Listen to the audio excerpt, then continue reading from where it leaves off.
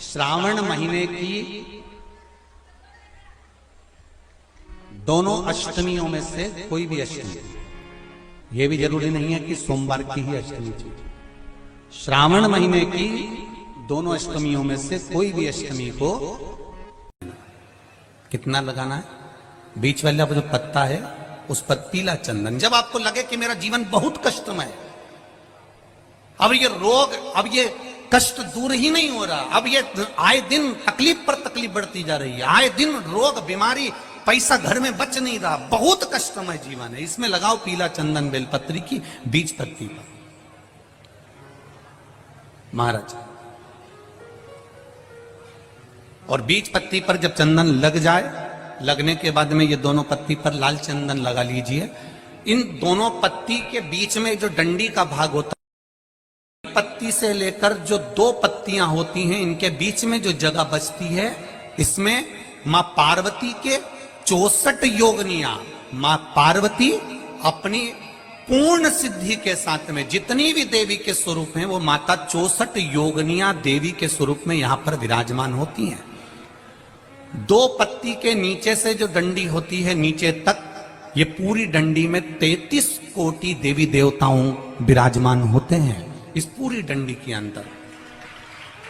तो ये बीच वाली पत्ती है, ये जो बीच वाली पत्ती का जो भाग होता है, इस पत्ती के भाग में शहद का प्रयोग कर कर, यहां पीला चंदन, लाल चंदन, शहद का प्रयोग कर कर, इसी तरह से पकड़कर ये बेलपत्री की जो डंडी है वो अशुक सुंदरी पर जब आप समर्पित करें, तो जहां से जल बहता है उस ओर पर इस पत्ती को चढ़ाकर केवल आपके हृदय की बात कहकर देवाधिदेव महादेव से कोई भी शिव जी का मंत्र, पंचाक्षर नमः शिवाय, षडाक्षर ओम नमः शिवाय, श्री शिवाय नमस्तुभ्यम, या महामृत्युंजय मंत्र, जो शिव का मंत्र हो आपके पास में, उसको बोलते हुए देवाधिदेव महादेव को धीरे धीरे जल की धार चढ़ाना प्रारंभ करो।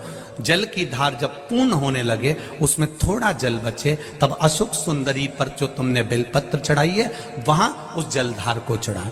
ये प्रयोग आपको केवल सोमवार की अष्टमी पढ़ने पर ही करना है। कौन से दिन करेंगे?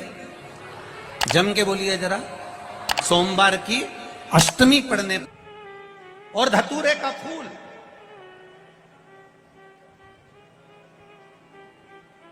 कांटे वाला धतूरा, और उसमें लगने वाला एक पुष्प। आस्था चैनल पर आप लोग देख रहे होंगे धतूरे के फूल का दर्शन। धतूरा और धतूरे का पुष्प, छोटा सा पौधा है, ज्यादा बड़ा नहीं है, कांटा लग रहा है, धतूरा लग रहा है, और उसमें भी साधारण धतूरा नहीं, जिस धतूरे के नीचे की डंडी लाल कलर की होती है, अगर वो सोमवार की अष्टमी को देवाधिदेव महादेव को समर्पित करी जाती है, तो उसके घर में कभी संपदा की कमी नहीं होती है।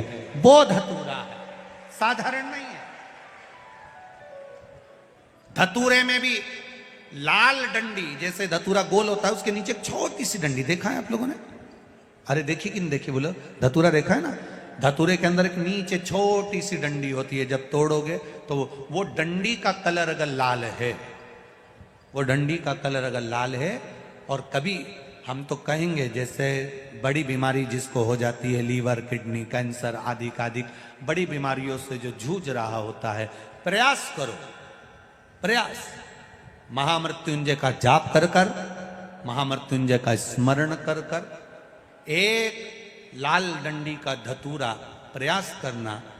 एक धतूरा मिल जाए या 5 धतूरे मिल जाए, किसी भी एकांतेश्वर महादेव पर, जो शिव मंदिर एकांत में हो, जहां कोई जाता आता नहीं हो। वैसे तो अब बहुत मुश्किल है कि ऐसा मंदिर मिल जाए जहां कोई जाता आता नहीं हो। पहले की बात दूसरी है, अब बात दूसरी है। फिर भी कहीं आप रोड पे से निकल रहे हो, एकांतेश्वर महादेव अगर आपका दिख जाए, बहुत बीमारियों से ग्रसित हो, तो भी महामृत्युंजय जाप का स्मरण कर कर, या किसी विद्वत ब्राह्मण जन से महामृत्युंजय मंत्र का जाप कराकर, या भगवान शिव के मंत्र का जाप स्वयं कर कर, वो भी ना बने तो पंचाक्षर मंत्र नमः शिवाय, षडाक्षर मंत्र ओम नमः शिवाय या श्री शिवाय नमस्तुभ्यम जप कर वो लाल डंडी का धतूरा 5 एकांतेश्वर महादेव को आप समर्पित कर सकते हो। रोग थम जाएगा, जो दवाई खाओगे वो शरीर को लगना प्रारंभ हो जाएगी और आप स्वस्थ में होने वाली थी सावन की पहली, और मालूम पड़ा कि वो कथा छत्तीसगढ़ की पवित्र धरा पर है। अर्थात भजन का बल, भक्ति का बल, स्मरण, ये सब खींच कर लाते। चुंबक देखिए आप लोगों ने, वो चुंबक को गंगा में रस्सी बांधकर गोताखोर डालते हैं और उसमें चिपकने वाला जो भी सामान होता है वो चिपक जाता है। लकड़ी नहीं चिपकती, कपड़ा नहीं चिपकता, प्लास्टिक नहीं चिपकता। वो चुंबक में जो चुंबकीय तत्व होते हैं वही चिपकते हैं।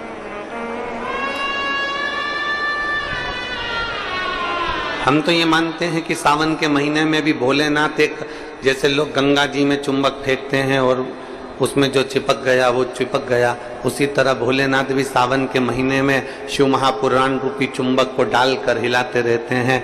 किसके भाग्य में है और कितने लोग चिपक सकते हैं ये उसी को मालूम है।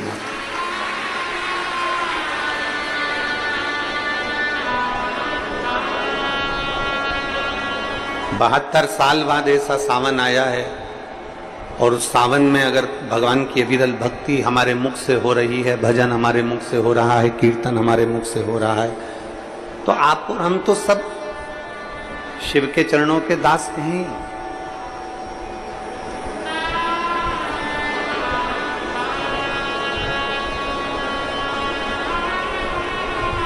कहते हैं,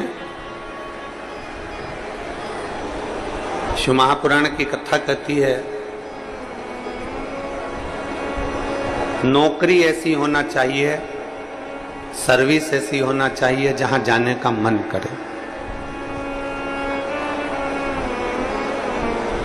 ऑफिस में तुम बैठते हो और दिन भर क्लेश मचे, फाइल तुम पढ़ते हो और फाइल उठाते से ही तुम्हारे को मानसिक टेंशन आ जाए, जरा जरा सी बात में चिंता खड़ी हो जाए, तो वो ऑफिस जाने का मन नहीं करता, नौकरी पर जाने का मन नहीं करता।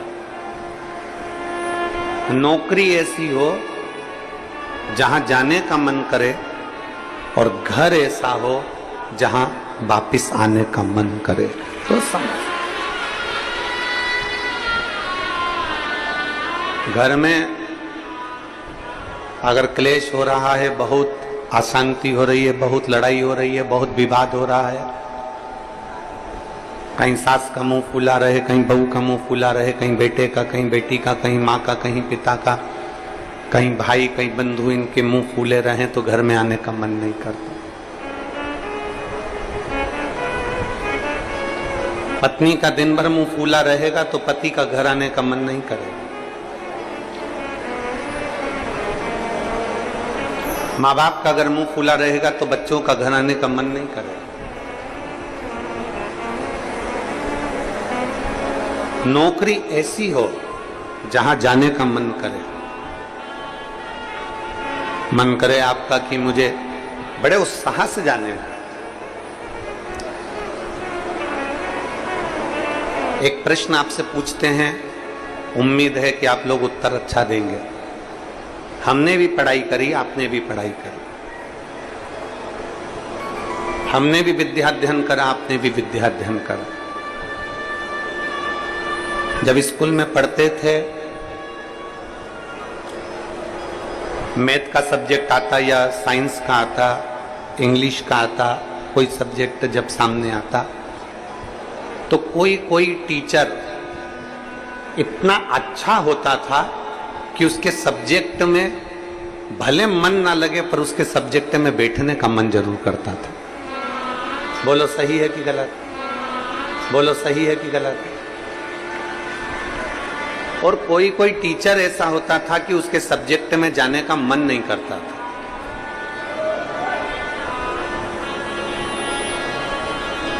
उनके सब्जेक्ट में जाने का मन नहीं करता। कोई टीचर इतना अच्छा, बहुत प्रेम से, बहुत स्नेह से, बहुत लाड़ प्यार से पढ़ाता है, बहुत स्नेह से पढ़ाता है, तो उसके यहाँ जाने का मन कर जाता है।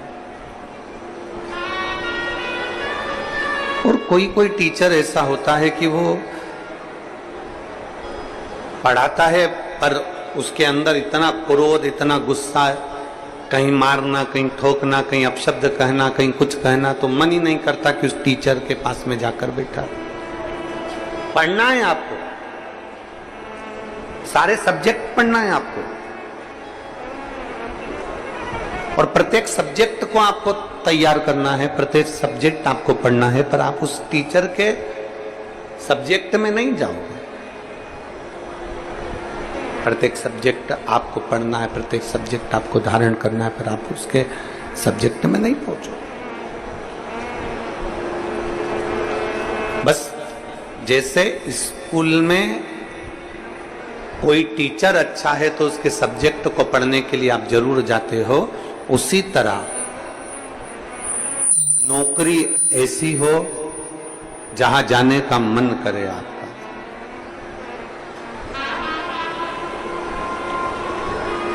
नौकरी ऐसी होना चाहिए जहां तुम्हारा जाने का मन करे, जहां तुम्हारा बार बार मन करे, 5 भी बज जाए ना तो भी मन करे कि थोड़ा आधे घंटे और काम कर लो, 1 घंटे और काम कर लो, 15-20 मिनट और काम कर लो। नौकरी अगर अच्छी है तो तुम्हारा जाने का मन बड़ा करेगा और वहां बैठने का भी मन करेगा। तो शास्त्र कहता है कि नौकरी ऐसी हो जहां तुम्हारा जाने का मन करे, और घर ऐसा हो जहां पर सब प्रेम से रहते हो, तो नौकरी से और दुकान से घर आने का मन करे, तो समझ लो कि तुम्हारा घर श्रेष्ठ है।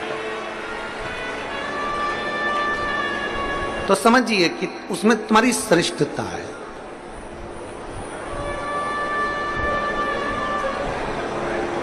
जरा जरा सी बात में अगर क्लेश हो रहा है, जरा जरा सी बात में अपशब्द बोले जा रहे हैं, तो वो श्रेष्ठता नहीं बनती।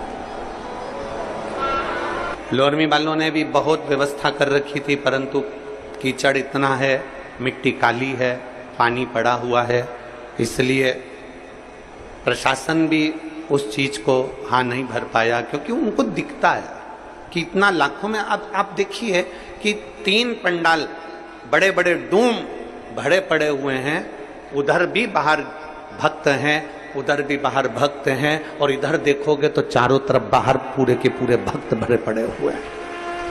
प्रशासन भी ये चीज देखता है कि इतने शिव भक्त आएंगे तो वो आराम से कथा सुने, आराम से रहें, आराम से खाएं, आराम से अपना भजन कीर्तन करें, और आराम से कथा श्रवण कर कर अपने अपने घर को जाएं, किसी को कोई कष्ट ना हो। ये प्रशासन भी देखता।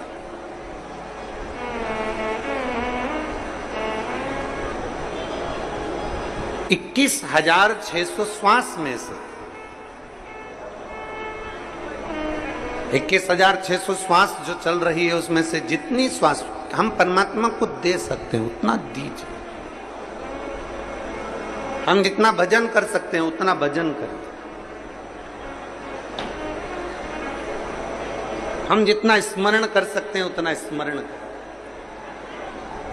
और तेरी कृपा बिना न हिले एक भी अणु, लेते हैं श्वास तेरी कृपा से तनो तनो। हे गंगाधार मुक्ति द्वार ओंकार तू, बोले ओंकार तू। आयो शरण तेरा